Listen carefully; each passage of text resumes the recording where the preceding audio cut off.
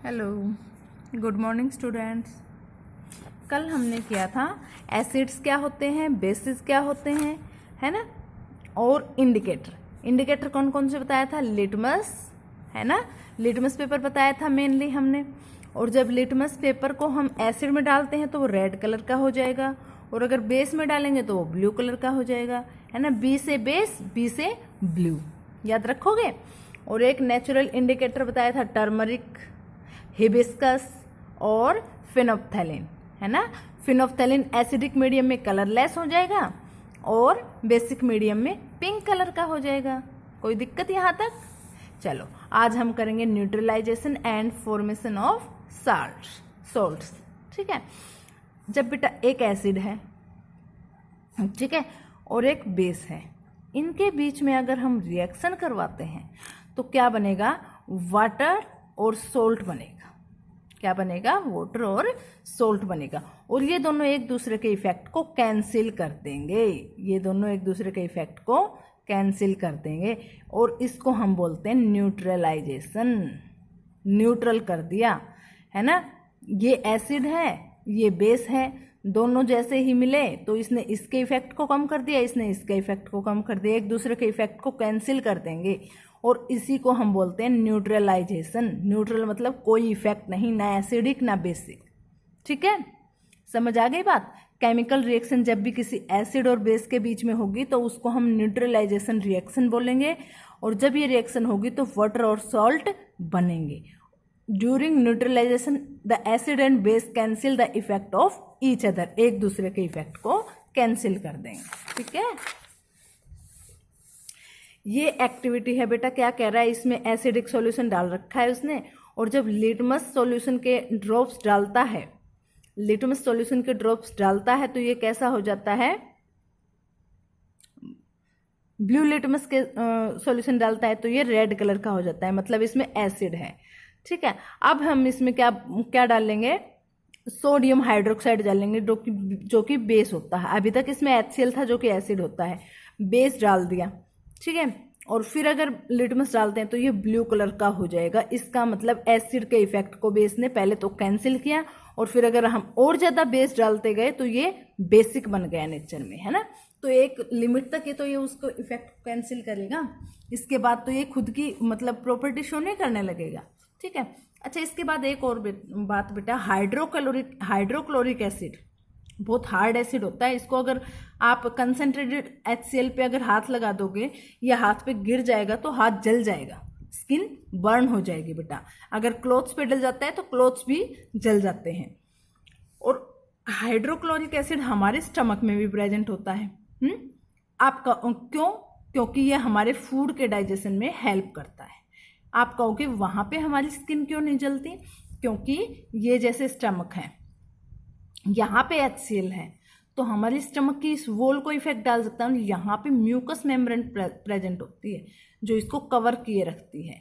ठीक है, mucus membrane चिपचिपा सा पदार्थ होता है जो इस पे चिपका रहता है ताकि इस वॉल पे HCl का इफेक्ट ना आ पाए। ठीक है, और अगर इस कई बार क्या होता है कि ज़्यादा सीक्रेट हो जाता है HCl हमारे स्टमक में, और इससे क्या होती है बेटा, बोलते हैं ना कि एसिडिटी हो रखी है। उसके लिए क्या दिए जाते हैं? एंटासिड्स दिए जाते हैं। क्या दिए जाते हैं? एंटासिड्स। मतलब एसिड्स को कोई बेसिक चीज़ दी जाएगी जो जाके एसिड के इफेक्ट को कम कर दे, है ना। जब हम किसी भी एसिड में बेस डालेंगे तो वो एसिड का इफेक्ट कम कर देती है। यही बात बताई है ना न्यूट्रलाइजेशन रिएक्शन में। हाँ, ठीक है, कुछ और एग्जाम्पल्स देखो न्यूट्रलाइजेशन रिएक्शन के। जैसे ये है base, NaOH, sodium hydroxide plus hydrochloric acid. Hydrochloric acid क्या है? एक एसिड है, और इससे क्या बनेगा? सोडियम क्लोराइड, जो कि सोल्ट होता है ना। और साथ में क्या बनेगा? वाटर। तो ये कैसी है? न्यूट्रलाइजेशन रिएक्शन है। सोल्ट बन गया, अब ये ना एसिड है ना ये बेस है, और वाटर मिल गया है। ठीक है, ऐसे ही potassium hydroxide 2KOH, potassium hydroxide को जब सल्फ्यूरिक एसिड के साथ कंबाइन करेंगे तो क्या बनेगा? पोटासियम सल्फेट, जो कि एक सोल्ट होता है, ना एसिड ना बेस, और वाटर रिलीज होगा। ठीक है, ऐसे ही मैग्नीशियम हाइड्रोक्साइड जो कि बेस होता है, और नाइट्रिक एसिड, इन दोनों को मिक्स करेंगे तो बनेगा magnesium nitrate solution. Magnesium nitrate solution, जो ना एसिड होगा ना बेस होगा, सोल्ट बन जाएगा और वाटर रिलीज होगा। अब हम कुछ सोल्ट्स के नाम देखेंगे। Salts of different acid are named as, हमें डिफरेंट डिफरेंट एसिड से डिफरेंट डिफरेंट सोल्ट मिलेंगे, ठीक है। अगर हम सल्फ्यूरिक एसिड के साथ ट्रीट करेंगे, सल्फ्यूरिक एसिड के साथ कोई बेस मिलाएंगे तो हमें सल्फेट्स मिलेंगे। क्या मिलेंगे? Sulphates, SO4। अगर हाइड्रोक्लोरिक एसिड के साथ करेंगे तो क्लोराइड्स मिलेंगे। क्या मिलेंगे? क्लोराइड्स। जैसे हमने NaOH को HCl के साथ किया तो हमें क्या मिला? NaCl, सोडियम क्लोराइड, है ना, क्लोराइड्स मिले। अगर हम नाइट्रिक एसिड के साथ बनाएंगे तो हमें मिलेंगे नाइट्रेट्स। क्या मिलेंगे? नाइट्रेट्स। और अगर सल्फ्यूरिक एसिड या सल्फरस एसिड के साथ रिएक्ट करेंगे तो सल्फाइड्स मिलेंगे। क्या मिलेंगे? सल्फाइड्स। और अगर कार्बोनिक एसिड के साथ करेंगे तो कार्बोनेट्स मिलेंगे। क्या मिलेंगे बेटा? कार्बोनेट्स। और अगर एसिटिक एसिड के साथ करेंगे तो एसिटेट सॉल्ट मिलेगा। कौन सा? Acetates. For example CaSO4 is a salt formed from, जैसे हमें CaSO4, ठीक है, कैल्शियम सल्फेट, अभी बताया था ना मैंने, SO4 सल्फेट्स, और Ca से क्या बनता है? कैल्शियम, कैल्शियम सल्फेट बनता है। किससे बनेगा? कैल्शियम हाइड्रोक्साइड से। कैल्शियम हाइड्रोक्साइड से कैल्शियम आ गया, और दूसरा सल्फ्यूरिक एसिड, सल्फ्यूरिक एसिड से SO4 आ गया, है ना, तो क्या बन गया? CaSO4। इसलिए हमने इसका नाम क्या रखा? Calcium sulphate. ऐसे ही NaNO3 बनेगा सोडियम नाइट्रेट से। NaNO3 सोडियम नाइट्रेट, मतलब यहाँ पर सोडियम बेस से मिलेगा, NO3 हमें एसिड से मिलेगा। NO3 कौन से एसिड से मिलेगा? नाइट्रिक एसिड से, है ना।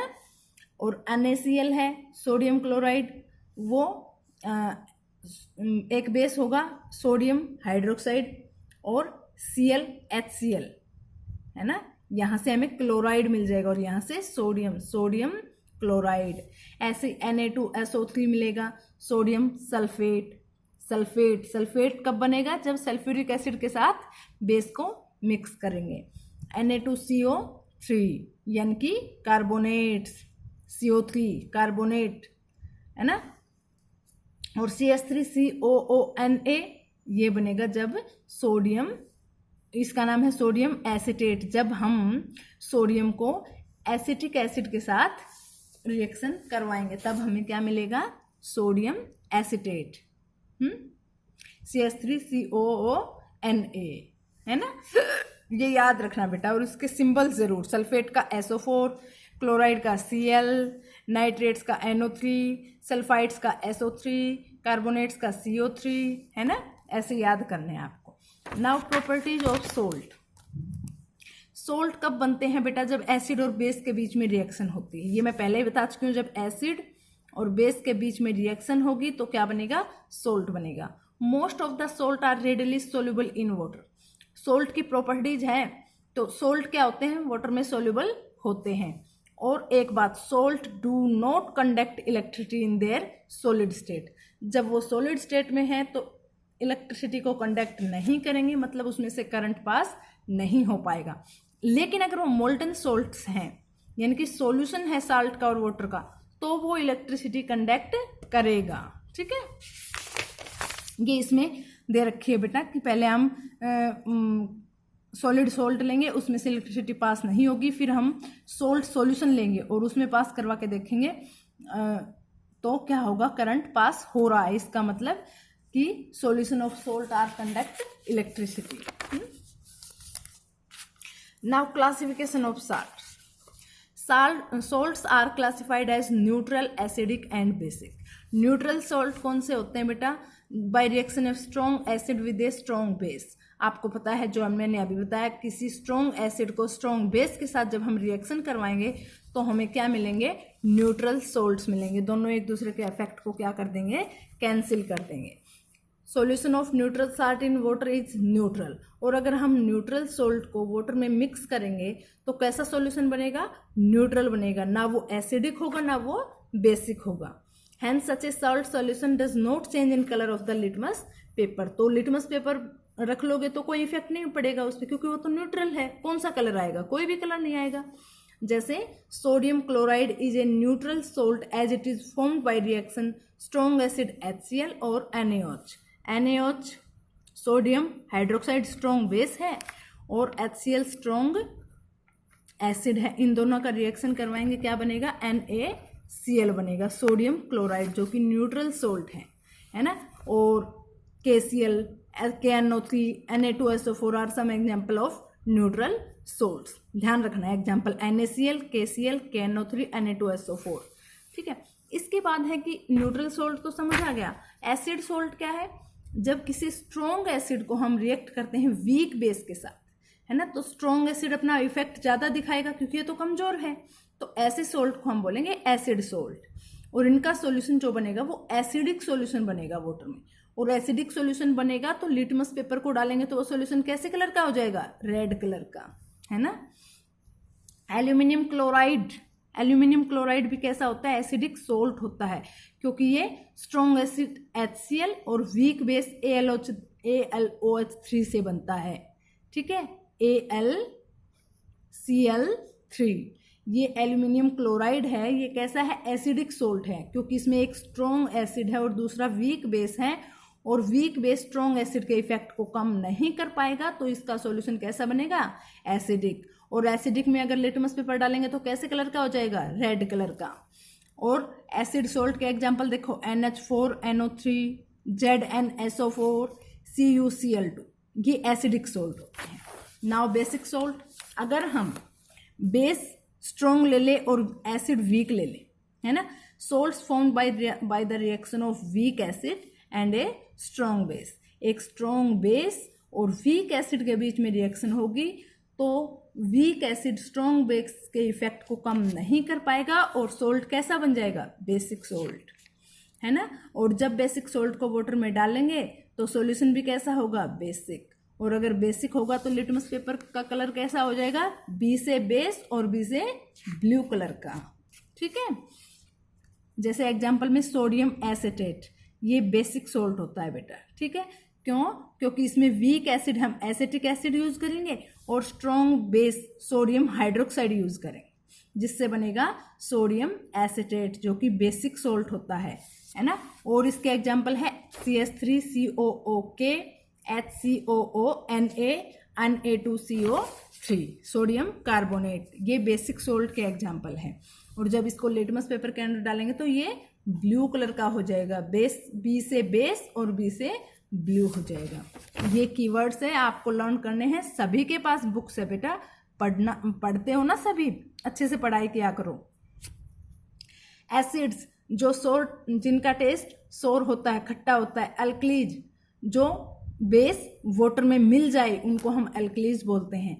एसिडिक सोल्ट अभी बताया था, स्ट्रॉन्ग एसिड को जब वीक बेस के साथ रिएक्शन करवाते हैं और उससे जो सोल्ट बनेगा उसको हम एसिडिक सोल्ट बोलेंगे। ठीक है। बेसिस क्या होते हैं? वो केमिकल जिनका टेस्ट बीटर होता है और चिकना चिकना फील होता है, उनको उनके ऊपर मतलब सोपी फील होता है उनका। ठीक है। बेसिक सोल्ट कब बनेगा? जब स्ट्रॉन्ग बेस को वीक एसिड के साथ रिएक्ट करवाएंगे तो बेसिक सोल्ट बनेगा। इंडिकेटर क्या होता है? The substance which shows different, मतलब इंडिकेटर कोई भी ऐसा सब्सटेंस जो एसिडिक मीडियम में कोई अलग कलर देगा और बेसिक मीडियम में कोई अलग कलर देगा। मिनरल एसिड, जो हम मिनरल से जो अर्थ में जो मिनरल प्रेजेंट है उनसे उस एसिड को प्रिपेयर करेंगे और ये स्ट्रॉन्ग होते हैं। न्यूट्रलाइजेशन रिएक्शन अभी अभी बताई है, एसिड और बेस के बीच में जो रिएक्शन होती है उससे सोल्ट और वाटर बनते हैं, ऐसी रिएक्शन को हम न्यूट्रलाइजेशन रिएक्शन बोलते हैं। Neutral salts formed by the reaction of strong acid with strong base. इस अगर ये स्ट्रॉन्ग एसिड है, बेस भी स्ट्रॉन्ग है, दोनों एक दूसरे के इफेक्ट कैंसिल कर देंगे और सोल्ट बनेगा, वो कैसा होगा? न्यूट्रल। ऑर्गेनिक एसिड जो नेचुरली अकरिंग एसिड्स होते हैं, जो कि प्लांट्स, एनिमल्स, फ्रूट, वेजिटेबल्स में मिलते हैं। ठीक है, ये चैप्टर आपका कंप्लीट हो गया। एक्सरसाइज करेंगे कल। ठीक है, थैंक यू।